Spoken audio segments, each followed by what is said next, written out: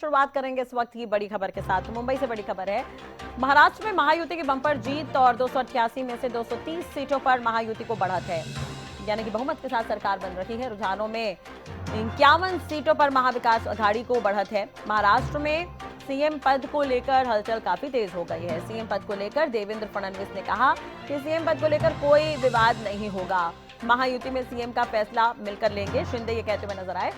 काम का फल जीत के रूप में दिख रहा है, एकनाथ शिंदे ने यह कहा है। तो ये बड़ी खबर हम आपको बता रहे हैं। महाराष्ट्र चुनाव के परिणाम सामने आ रहे हैं और महायुति को 230 सीटों पर बढ़त है। रुझानों में 51 सीटों पर महाविकास अघाड़ी को बढ़त है।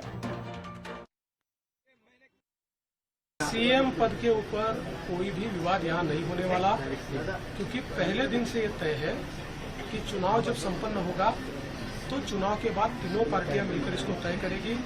हमारे नेता आदरणीय होम मिनिस्टर साहब ने प्रेस कॉन्फ्रेंस में ये बहुत स्पष्ट शब्दों में बताया है कि चुनाव के बाद तीनों पार्टियां बैठेगी और इसका निर्णय करेगी।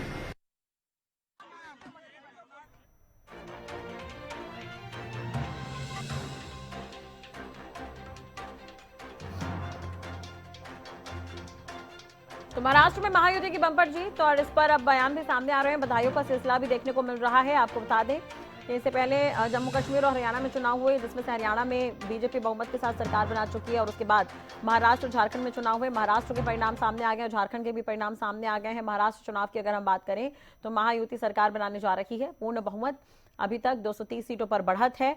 288 में से आपको ये भी बता दें कि महाविकास अघाड़ी के हाल बेहाल है, 51 सीटों पर बढ़त है मात्र।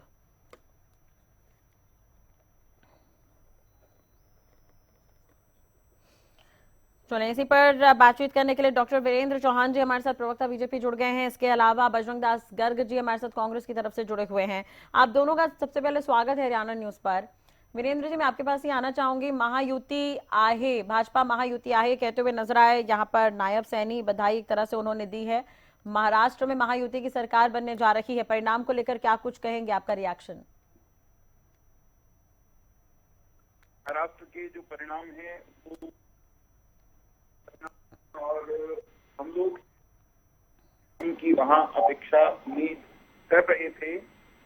महाराष्ट्र में महाराष्ट्र की जनता ने हमारे गठबंधन को, भारतीय जनता पार्टी वाले नेतृत्व के गठबंधन की नीतियों को, उसके कार्यक्रम को, उसकी सरकार की परफॉर्मेंस को, प्रधानमंत्री नरेंद्र मोदी के नेतृत्व को नए सिरे से स्वीकार करते हुए उसको उस पर स्वीकृति की, मंजूरी की मोहर लगाते हुए हमें एक बार पुनः महाराष्ट्र की सेवा करने का अवसर प्रदान किया है। भारतीय जनता पार्टी, हमारे गठबंधन के सहयोगी, हम सब महाराष्ट्र के मतदाता के हृदय से आभारी हैं। और ऐसी सरकार हम चला रहे तो उसका और बेहतरीन सरकार, नई सरकार, नई ऊर्जा वाली सरकार, नई धार वाली सरकार हम महाराष्ट्र को देंगे। जी, बजरंग जी से भी बातचीत कर लेते हैं। बजरंग जी भी हमारे साथ जुड़े हुए हैं। बजरंग जी, हरियाणा के बाद अब महाराष्ट्र, पार्टी कुछ खास नहीं कर पा रही है, ऐसा नहीं लग रहा आपको कि बीजेपी जितने भी प्लान बना रही है वो कहीं ना कहीं उसमें वो सफल भी हो रही है बीजेपी अपनी रणनीति पर? देखिए राष्ट्रीय जी, हार जीत दो पहलू है। महाराष्ट्र हमारे हैं, उसका मंथन करेंगे, हमारा गठबंधन हारा है, इसमें कोई दो राय। और झारखंड जो है कांग्रेस का गठबंधन जीतता है, उसके लिए जनता का धन्यवाद जी। और महाराष्ट्र की जनता ने भी जो भी नतीजे दी है उसका भी हम मतलब स्वीकार करते हैं और झारखंड का भी स्वीकार करते हैं। मैं ये बताना चाहता हूँ कि जहाँ कमी रही है उसका मंथन करेगी पार्टी, इसमें कोई दो राय नहीं है। भारतीय जनता पार्टी गठबंधन जो था वो जीतता है महाराष्ट्र के अंदर और झारखंड के अंदर कांग्रेस का गठबंधन जीतता है। ये दो स्टेटों में चुनाव थे, पंजाब के अंदर भी हम एक सीट जीतते हैं और 3 सीटें वो। लेकिन बजरंग जी, ये सवाल मैंने आपसे इसलिए पूछा कि देखिए अभी आपने देखा हरियाणा, जम्मू कश्मीर में चुनाव हुए, लेकिन उससे पहले और भी राज्यों में चुनाव हुए थे, वहां पर भी आप लोग हारे हैं। तो रेशियो कहीं ना कहीं बीजेपी का ज्यादा है। छत्तीसगढ़ है, मध्य प्रदेश है, राजस्थान है, हरियाणा है और अब महाराष्ट्र। देखिए राष्ट्रीय जी, ये सबको पता है खेलना क्या खेला जा रहा है। बार बार एक बात को 10 बार रिपीट करे जाए उससे फर्क पड़ता नहीं। ये सारा खेला खेला जा रहा है। क्या क्या खेला खेला जा रहा है, वही तो मैं आपसे पूछना चाह रही हूँ। आपको ही पता है, सारा सिस्टम हाईजैक भारतीय जनता तो झारखंड में क्यों नहीं हुआ फिर? झारखंड में क्यों नहीं हुआ? जम्मू कश्मीर में क्यों नहीं हुआ? यही तो इनकी सोच है, यही तो उनकी चाल है। बड़ी बड़ी स्टेटों को कब्जा कर लो, जहाँ स्टेटें दूसरी है वहाँ खुली छोड़ दो, ये स्थिति है। तो बजरंग जी, उसकी जगह ये भी तो हो सकता है कहीं ना कहीं बीजेपी जो रणनीति बना रही है उस पर काम कर रही है, तो वो भी सफल हो रहे हैं। राष्ट्रीय जी सुनो, हाँ, आपको सारी बात हरियाणा पे आ जाओ आप। हरियाणा की आपको सारी गतिविधि का पता है। हाँ, हरियाणा के अंदर क्या हुआ? चुनाव से पहले भारतीय जनता पार्टी के 50% नेता और कार्यकर्ता पार्टी छोड़कर कांग्रेस पार्टी ज्वाइन कर चुके थे। तो देखिए कांग्रेस तो मान चुकी है कि संगठन जो है, संगठन का आधार मजबूत नहीं था। आपको अगर बयान याद हो तो अपने ही पार्टी के नेताओं का, मैं बिल्कुल नहीं मानता। लोकसभा चुनाव में तो आप लोग 5 सीटें जीते, उसके बाद हो सकता है बीजेपी की रणनीति काम की हो। आप लंबी फेहरिस्त है, आप अभी रिसर्च में देखिए, सर्वे देखिए, छत्तीसगढ़, मध्य प्रदेश, राजस्थान, हरियाणा में वही हुआ।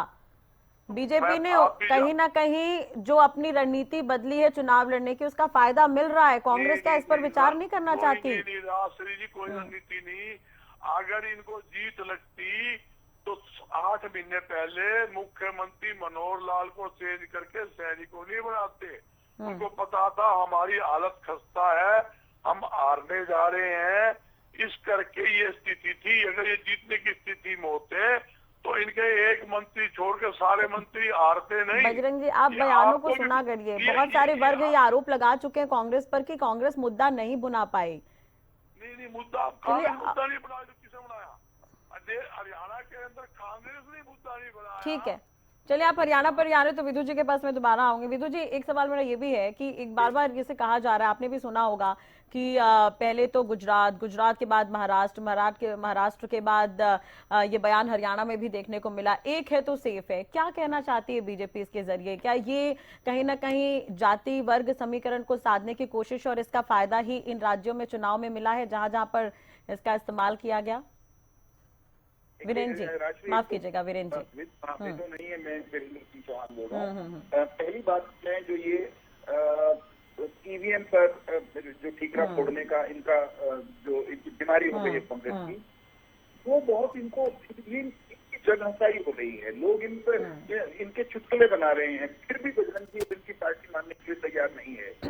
जैसे ये आरोप लगा रहे हैं उसका से तो ईवीएम का चरित्र केवल और केवल एक ही सूरत में बचता है कि ईवीएम केवल और केवल ईवीएम में से कांग्रेस की सरकारें बननी शुरू हो जाएं। जब जब कोई और पार्टी जीतेगी, जहां जहां जीतेगी, वहां वहां ईवीएम हैक हुई बताई जाएगी, ईवीएम दुष्चरित्र बताई जाएगी।